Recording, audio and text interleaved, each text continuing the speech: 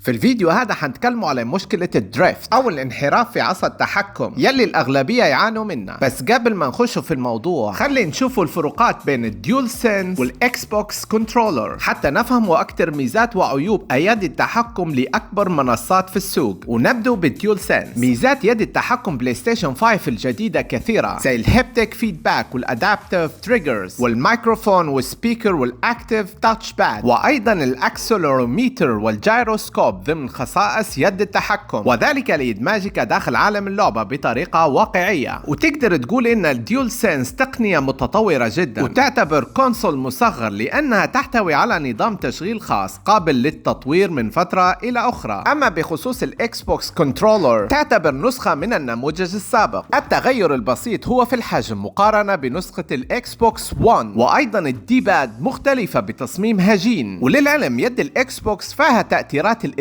التريجرز بس مش نفس أداء الأدابتيف تريجرز يلي على الديول سينس. في هذه النسخة مايكروسوفت قلصت الليتنسي أو وقت الاستجابة لأوامر اللاعبين، وذلك عن طريق نظام جديد قامت مايكروسوفت بتطويره حتى يتم اقتران المدخلات مع ال HDMI 2.1 على ال 120 هرتز أثناء اللعب عن طريق الأوتو لو ليتنسي مود، وهذا حيقلل زمن الاستجابة للمدخلات بمقدار النص. بمعنى لو كنت موصل مباشرة يد التحكم على الجهاز حتكون أسرع في الاستجابة من كونها وايرلس أو بدون وصلة مباشرة، عكس الديول سينس يلي أثبتت أنها أسرع بدون الوصلة المباشرة. وينصح أن تكون يد التحكم الإكس بوكس موصولة على المنصة دائما مع الجهاز بالوصلة المباشرة لتقليل زمن الاستجابة ومزامنة مدخلات اللاعبين لحظة بلحظة. تو نجو للتشابه بين الإكس بوكس كنترولر والديول سينس. التشابه الأول في الأزرار والهيدفون جاك، وكلاهما عنده ملمس خلفي جميل، وكلاهما يدعم اليو اس بي سي لمزامنة يد التحكم مع المنصة، وأيضا في حال احتياج يد التحكم إلى عملية الشحن. إكس بوكس كنترولر تاخذ في 2 دبل ايس باتري أو تقدر تشتري بلاي اند تشارج كيت، وهذه ميزة تتميز بها الإكس بوكس كنترولر على الديول سينس يلي عندها بطارية داخلية وصعب انك انت تغيرها. فرأيي الشخصي ان بلاي ستيشن مفروض تفكر في جعل يد التحكم او باتري يد التحكم قابلة للتغيير بسهولة. تو بعد ما عرفنا الفروقات نجو نشرح العيب يلي يعاني منه اغلب لاعبي الالعاب واشتهر اكثر على منصة بلاي ستيشن رغم تواجد هذا العيب في اغلب المنصات الاخرى، وهو ستيك دريفت او انحراف عصا التحكم. هذه المشكلة اشتهرت على منصة بلاي ستيشن رغم ان هذه المشكلة كانت موجودة ايضا على نينتندو سويتش برو كنترولر والاكس بوكس 1 وحتى الاكس بوكس إليت يلي حقها $180. لان بلاي ستيشن تمتلك اكثر اللاعبين ظهرت المشكلة على انها عيب تصنيع من شركة سوني بلاي ستيشن نفسها. تحت الأغطية البلاستيكية لكل يد تحكم تم ذكرها يوجد سبب هذه المشكلة. عصا التحكم تم صناعتها من قبل شركة اسمها ألبس، ومايكروسوفت بلاي ستيشن ونينتندو استخدموا نفس المنتج. وتوا خلي نشرح الفكرة. مقياس الجهد هو عبارة عن مقياسان لكل عصا تحكم، واحد يستشعر الحركة إلى الأعلى والأسفل والثاني لليسار واليمين. بس قياس الجهد المستخدم في جهاز مثل ديول سينس، مقياس الجهد للديول سينس مصمم على شكل نصف دائرة مصنوعة من البرنتد كاربون فيلم، بحيث لما تحرك عصا التحكم بإصبعك فأنت تقوم بتحريك عمودين صغيرين على مسار النصف دائرة، وذلك لتحديد اتجاهك إما إلى الأمام أو الخلف أو اليمين أو اليسار. وهذه الجزئية الأولى. الجزئية الثانية في مكون آخر في هذا النظام المتبع وهما زي الزوم بريك. وظيفة أحدهما يعيد عصا التحكم إلى الوضع المركزي أو المحايد أو الوسط عند تركك للعصا، أما الآخر يحول عصا التحكم إلى زر أو ما يعرف بالL3 والR3. تو بعد ما فهمنا مكونات عصا التحكم نشوفوا ورقة المعلومات الخاصة بعصا التحكم من شركة ألبس والمعروفة بالRKJXV. في الصفحة الأولى للمنتج نرى عمر التشغيلي للمنتج أو مقياس الجهد وهو 2 مليون دورة، والعمر الافتراضي لوظيفة الدفع المركزي 500,000 دورة. ولتحويل هذه الأرقام إلى المدة التي تستمر فيها عصا التحكم الخاصة بك بتقديم أداء مستقر وبدون مشاكل يعتمد بشكل أساسي على الألعاب يلي تلعبها. بمعنى وعلى سبيل المثال لو كنت من عشاق لعبة Call of Duty ممكن بعد 400 ساعة من اللعب حتشوف انحراف في عصا التحكم الخاص بك. يعني الألعاب الحركية وكثرة الاستخدام حيسبب أولا في تآكل مقياس فرق الجهد يلي بمرور الوقت يؤدي إلى احتكاك، وهذا الاحتكاك يسبب في تغيرات قراءة الجهد عبر الأطراف. وفي سبب تاني زي الغبار وفتات الأكل ممكن يسببوا في الانحراف، كلاهما يسبب في قراءات جهد خاطئة خاطئة. فلو كنت من الناس يلي تلعب وتاكل، حاول تبعد يد التحكم على وجباتك السريعة. طريقة إصلاح المشكلة تبدأ بالإصلاحات البسيطة. تجرب تنظف عصا التحكم من الغبار أو فتات الأكل، أو تغير الحلقات. ولو استمرت المشكلة حتضطر تغير عصا التحكم كاملة، وهذا يحتاج إلى مهارات لحام دقيقة. الخلاصة، تو عرفنا أن ستيك دريفت أو انحراف عصا التحكم سبب منتج بعمر محدد بعدد الساعات وطريقة لعبك للألعاب. فلو كنت لاعب عادي ومش محترف، ممكن تعيش معك يد التحكم إلى أطول مدة. بس لو كنت محترف، ننصحك بالديول سنس ايدج، لأنه حتى هذه اللحظة لم تسجل أي انحرافات في عصا التحكم، وأيضا أن عصا التحكم متاحة قابلة للتغيير. فاشري راحتك وما ترجيش بلاي ستيشن تعطيك أكثر من اللي أعطيتهولك. وتو تشاوي.